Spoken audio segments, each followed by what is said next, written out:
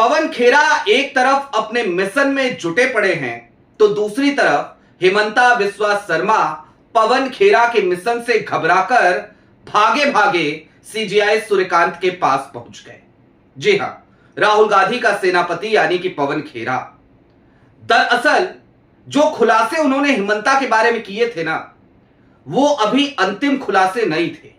इसके बाद और भी तथ्यों पर पवन खेरा रिसर्च कर रहे हैं, कुछ और फैक्ट निकाल रहे हैं, यहां तक कि बांग्लादेशी कनेक्शन क्या है हेमंता के उस सो कॉल्ड कंपनी का, इसको लेकर के पवन खेरा लगे हुए थे।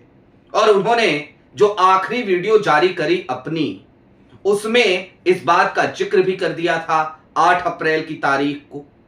अब ऐसे में पवन खेरा को 1 हफ्ते की जमानत मिली हुई थी, अग्रिम जमानत मिली हुई थी, और उसी को चैलेंज करने के लिए सीजीआई सूर्यकांत साहब की अदालत में पहुंच गए हेमंता बिस्वा शर्मा। क्यों पहुंचे, आखिरकार पवन खेरा के हत्थे और कौन से सबूत चढ़ गए हैं, सारी बातें जरा विस्तार से करेंगे। नमस्कार, मैं स्वप्निल और आप मुद्दा देख रहे हैं। दोस्तों, आगे बढ़े उससे पहले वही छोटी सी अपील। मुद्दा इन दिनों एक गंभीर आर्थिक संकट से जूझ रहा है। एक तरफ जहां हमारे मेन बैंक अकाउंट्स बीते लंबे समय से फ्रीज चल रहे हैं, तो दूसरी तरफ हमारे 2.5 साल पुराने चैनल को हमसे लंबे समय तक छीन कर रखा गया था। ऐसे में डे टू डे ऑपरेशंस में मुद्दा को काफी मुश्किलों का सामना करना पड़ता है। लिहाजा आपसे गुजारिश है, यदि आप चाहें तो स्क्रीन पर दिख रहे क्यूआर कोड या फिर के नीचे दिख रहे यूपीआई नंबर्स के जरिए मुद्दा की छोटी छोटी मदद जरूर कीजिएगा, ताकि हमारी बेबाकी यूं ही बरकरार रहे। अब आगे बढ़ते हैं। दरअसल पवन खेरा को आप सभी को पता है, तेलंगाना की हाई कोर्ट से अग्रिम जमानत मिली थी और यह ट्रांजिट रिमांड थी। 1 सप्ताह की जमानत मिली हुई थी, ट्रांजिट बेल थी। और इसके साथ ही साथ तेलंगाना हाई कोर्ट ने यह कहा था कि इस बीच में, इस 1 सप्ताह में पवन खेरा संबंधित अदालत में चले जाएं और वहां पर जाकर के अपनी बात रखें। असम की पुलिस उन्हें गिरफ्तार नहीं करेगी। लेकिन अब ये जो अग्रिम जमानत मिली थी, यही रास्ते का रोड़ा बनती हुई नजर आई हेमंता बिस्वा शर्मा के लिए। क्यों रोड़ा बनी, अब जरा उसको समझिए। पवन खेरा ने जो आरोप लगाए हेमंता बिस्वा शर्मा पे, वो बहुत ही गंभीर प्रकृति के आरोप थे। मसलन उनकी पत्नी का 3 पासपोर्ट का मामला हो, या फिर कि वो कंपनी हो, जो 3-4 कंपनियां एलएलसी जो खुली हुई हैं। अब इसकी जांच हम और आप तो नहीं कर सकते। इसकी जांच जाहिर सी बात है केंद्र सरकार ही करा सकती है। लेकिन पवन खेरा तो दस्तावेज रख रहे हैं, उन दस्तावेजों की जांच केंद्र सरकार करा नहीं रही है। और हेमंता बिस्वा शर्मा की तरफ से एक एफआईआर दर्ज की गई और उसके बाद से असम की पुलिस दौड़ी भागी चली आई दिल्ली, और दिल्ली आकर के उसने सीधे तौर पर पवन खेरा के घर पर थप्पा बोल दिया। उन्हें लगा होगा कि पवन खेरा घर पे होंगे, गिरफ्तार कर लेंगे। लेकिन पवन खेरा समय रहते वहां से निकल चुके थे। हैदराबाद पहुंचे। हैदराबाद में जाकर के उन्होंने अपनी जमानत के लिए अप्लाई किया, अग्रिम जमानत के लिए। उनको अग्रिम जमानत 1 सप्ताह की मिल भी गई। और क्यों किया, क्यों लिए ये अग्रिम जमानत, यही सबसे बड़ा पेच है। दरअसल पवन खेरा ने जो रिसर्च करके अभी दस्तावेज रखे थे, वो पूरे दस्तावेज नहीं थे। इसमें और भी ज्यादा अभी उन्हें अंदर जाकर के डीप डाइव करना था, और भी चीजें निकालनी थी। उनके पास अलग अलग सोर्सेज से बहुत सारी चीजें आ रही थी जिसको क्रॉस वेरीफाई करना था। लिहाजा पवन खेरा को अभी और वक्त चाहिए था, और असम की पुलिस उन्हें गिरफ्तार करके उन्हें और वक्त नहीं देना चाहती थी। लिहाजा पवन खेरा को एस्केप करना पड़ा, तेलंगाना जाना पड़ा। अब तेलंगाना से अग्रिम जमानत मिली। आपकी स्क्रीन पर सबसे पहले मैं एक खबर दिखा देना चाहता हूं।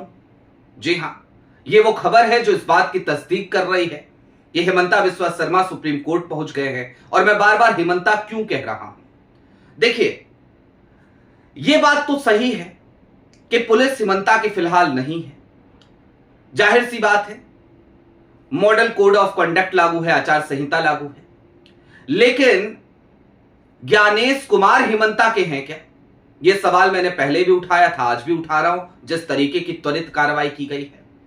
और इस बीच में दो बड़े नियमों में बदलाव किया गया है। एक नियम चुनाव आयोग ने बदला है, दूसरा नियम सुप्रीम कोर्ट में बदला गया है।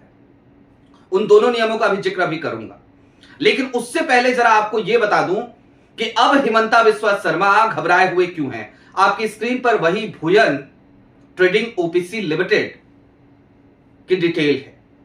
इसमें आपको एक नाम दिख रहा होगा, यह नाम है रोशन हुसैन का। ये बांग्लादेश के रहने वाले हैं। जाहिर सी बात है, पवन खेरा ने बहुत पहले भी हिमंता बिस्वा शर्मा के बांग्लादेशी कनेक्शन पर सवाल उठाया था। वही हिमंता जो बार बार ये कहते हैं कि बांग्लादेश से लोग आकर यहां रह रहे हैं, घुसपैठिए हैं।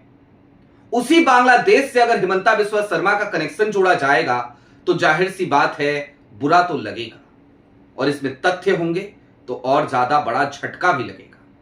तो वही जो झटका लग रहा है ना, उसी झटके की वजह से हिमंता बिस्वा शर्मा इस समय तड़पड़ा रहे हैं। अब मैंने आपसे कहा था दो नियम बदल दिए गए, चलिए अब आपको उन दोनों नियमों के बारे में बता देते हैं। आज की तारीख तक नियम यह हुआ करता था, जब मैं आज की तारीख कह रहा हूं तो हालिया दिनों के चुनाव तक समझिएगा इसे, कि अगर आचार संहिता के उल्लंघन का कहीं भी कोई मामला होता है तो ऐसे में चुनाव आयोग नोटिस भेजा करता था। लेकिन अब चुनाव आयोग कोई नोटिस नहीं भेजेगा। आचार संहिता का उल्लंघन हुआ तो उल्लंघन होते ही एफआईआर दर्ज होगी, कानूनी कार्रवाई होगी और संबंधित व्यक्ति को गिरफ्तार भी किया जा सकता है। यह नियम चुनाव आयोग ने बदला है। पवन खेरा का मामला हो या फिर कि मल्लिकार्जुन खड़गे का, दोनों मामलों में आपने ये स्थितियां देखी हैं अभी हालिया दिनों में। अब इससे आगे बढ़िए, सुप्रीम कोर्ट में भी एक नियम इसी तरीके का बदला गया है। सुप्रीम कोर्ट में अभी तक जो नियम था वो ये था कि जो अर्जेंट हियरिंग के मामले होते हैं वो सीनियर जजेस सुन सकते हैं। सीनियर जजेस के सामने उन्हें मेंशन किया जा सकता है। अब ये अर्जेंट हियरिंग वाला मामला बड़ा महत्वपूर्ण है, इसको जरा इत्मीनान से सुनिए और समझिए। लेकिन हिमंता जी की पुलिस आज पहुंची है और आज से 3 दिन पहले एक खबर आई कि नियम बदल दिए गए।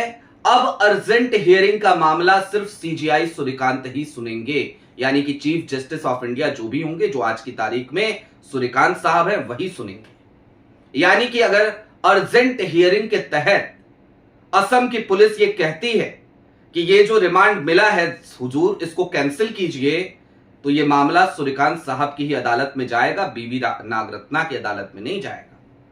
तो जाहिर सी बात है, आप समझ सकते हैं ये दो नियम जो अचानक से बदले गए हैं, ये कितना मायने रखते हैं इस एक केस में। अब देखिए, मैं न्यायपालिका पर कोई उंगली नहीं उठा रहा। उंगली तो खैर मैं हिमंता पे भी नहीं उठा रहा, उंगली तो खैर मैं किसी पे नहीं उठा रहा, लेकिन आपको ये क्रोनोलॉजी मोदी जी की भाषा में वो समझाना चाहता हूं। अब जरा सा ठहरिएगा, चलते चलते आसान भाषा में 3-4 मिनट में आपको पूरी क्रोनोलॉजी समझ में आ जाएगी। तो क्रोनोलॉजी ये है भैया कि हिमंता बिस्वा शर्मा के बारे में जो दस्तावेज पवन खेरा ने दिखाया, उसके बाद हिमंता को यह पता चल गया कि पवन खेरा यहां पर नहीं रुकेंगे, कुछ और चीजें निकलेंगी।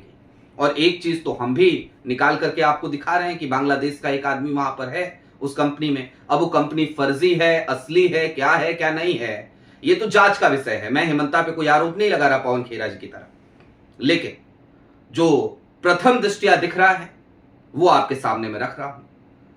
तो हिमंता को पता है कि जाहिर सी बात है, अगर और खोजबीन हुई तो और कुछ ना हत्थे लग जाए, कहीं रोशन हुसैन जो है उसकी आइडेंटिटी रिवील हो गई तो क्या होगा। क्योंकि रोशन हुसैन मैंने बहुत सर्च करने की कोशिश की, कई लोगों के नाम मिले और बहुत बड़ा कंफ्यूजन एक क्रिएट हो गया, तो उसके बाद से मैंने छोड़ दिया। हालांकि अपने सोर्सेज के माध्यम से मैंने कुछ कोशिश करी, लेकिन उसमें मुझे उस तरीके की सफलता नहीं मिली कि मैं आपको बता सकूं। कुछ मिल जाता है तो मैं आपको बताऊंगा जरूर। खैर, पवन खेरा लेकिन हमारी तरह सीमित संसाधनों वाले आदमी तो है नहीं।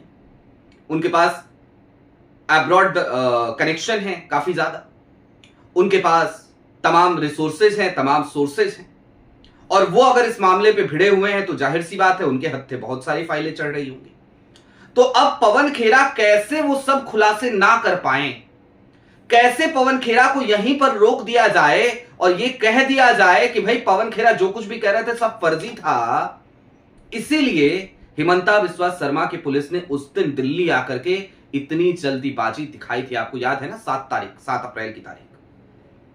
भाई 6 तारीख को एफआईआर दर्ज होती है, 7 तारीख की सुबह सुबह 100 से ज्यादा की तादाद में पुलिस वाले पवन खेरा के दिल्ली स्थित घर को छावनी में तब्दील कर देते हैं। लेकिन पवन खेरा के भी अपने सोर्सेज हैं, तो पवन खेरा को पहले से हिमंता बिस्वा शर्मा की इस प्लानिंग का पता चल गया। वो एस्केप कर गए, निकल गए। अब निकल गए तो उनको 1 सप्ताह की जमानत भी मिल गई, अग्रिम जमानत भी मिल गई, यानी कि उस दरमियान जो है वो असम की पुलिस उन्हें गिरफ्तार नहीं कर सकती। ऐसे में वो असम जा भी सकते हैं, जा करके संबंधित कोर्ट के सामने पेश भी हो सकते हैं, वहां पे अग्रिम जमानत के लिए अप्लाई भी कर सकते हैं। अब परसों शनिवार का दिन था, कल रविवार का दिन था, पवन खेरा नहीं गए। कल की तारीख में यानी मंगलवार की तारीख में संबंधित कोर्ट में पवन खेरा जाने वाले थे। तो उससे पहले पवन खेरा को कैसे रोका जाए, या पवन खेरा जब असम आए तो उनको कैसे गिरफ्तार कर लिया जाए, उसी के परिप्रेक्ष्य में आज की तारीख में सुप्रीम कोर्ट का दरवाजा, सीजेआई सूर्यकांत का दरवाजा खटखटाया है हिमंता बिस्वा शर्मा ने। और अर्जेंट हियरिंग का मामला सीजेआई सूर्यकांत सुनेंगे।